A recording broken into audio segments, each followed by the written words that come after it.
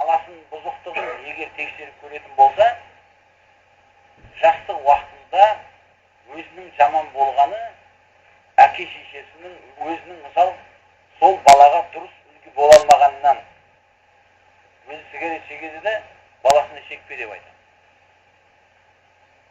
Баласына сигаретке ақша береді, сигарет алып келді. Насвай алып келді. Бутылкасын тартып алады, бір ойыншақтарын тартып алып, оны бутылкаға ыдыс қылады насвайға. Ол бала ертең мың рет айтқан, оған шекпе деп, ол шеге береді. Сен шекпе қой дейді, ішінде айтады, бетің айта алмаса.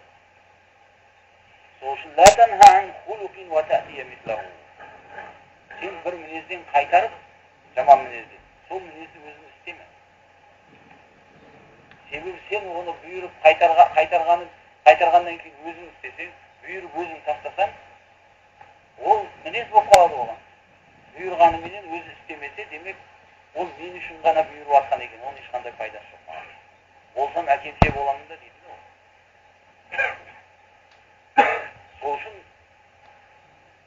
көбінесе ол бұзықтықтың несі әке шеше сол балаға жақсы үлгі болып, жақсы мінездерді амалымен көрсетпегеннен